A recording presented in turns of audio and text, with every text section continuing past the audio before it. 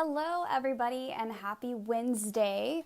I am still figuring out this technology thing. Not probably a big surprise, but that's okay. Because if anything doesn't work, I will use my phone. I know the video quality probably isn't as good, but the quality of the content is still there. So that's the good news. In all seriousness, I am hoping you guys are having a great start to your morning.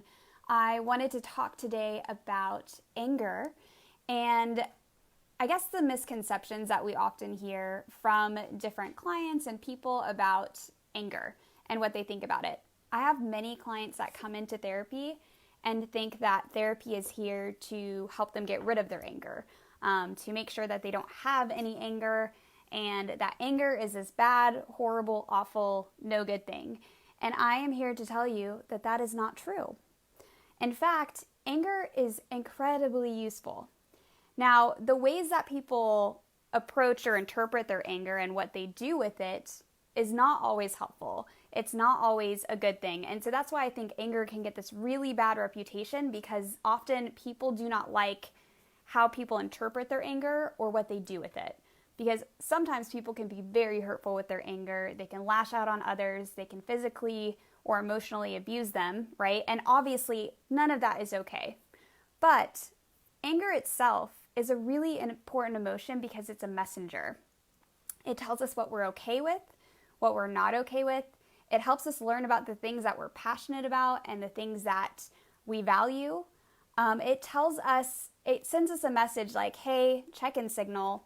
Maybe we're not setting a boundary with ourselves or with others that needs to be set for us to really live life authentically and in alignment with our true selves. So the problem that I see with many people coming into therapy is that they've deemed anger a bad thing because maybe other people have hurt them with what they've done with their anger in the past.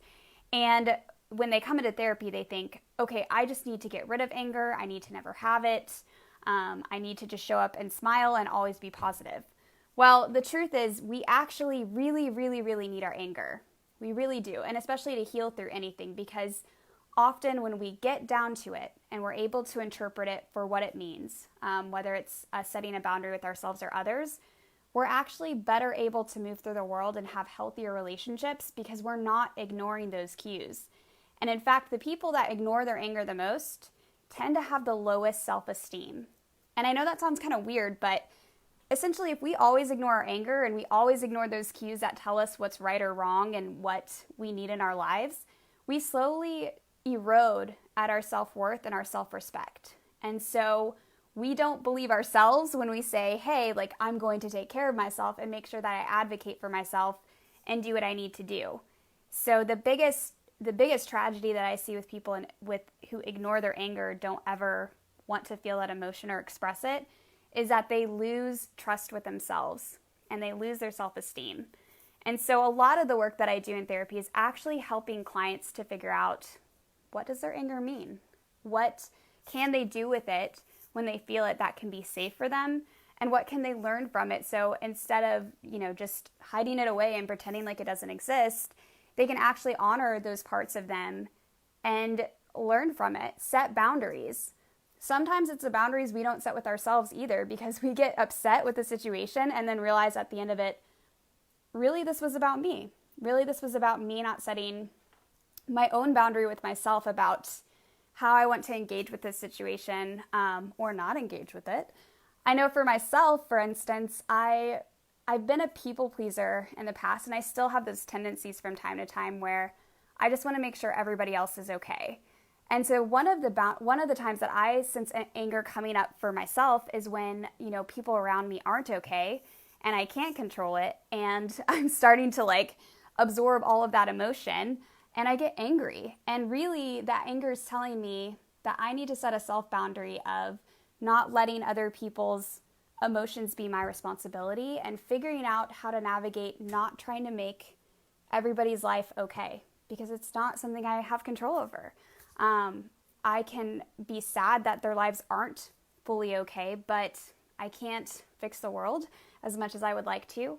And so that's an example of times when anger bubbles up and we have to set our own self-boundaries of how do I actually want to engage with this situation? Because does me engaging with it actually leave me feeling more depleted and angry and resentful? And then maybe if it does, I need to set a self boundary there that I don't engage in that situation in that specific way. I hope you guys are having an awesome Wednesday.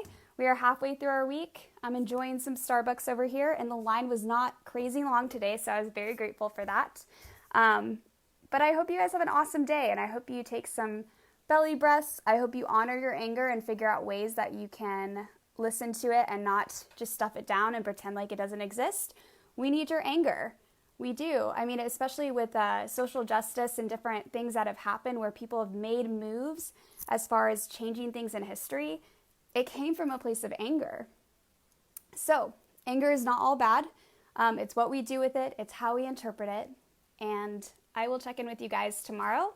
If you want to connect with me in different ways, Facebook Live is an awesome way to do it. You can also connect with me on Instagram, ask me questions via the DM. I think it's the DM feature.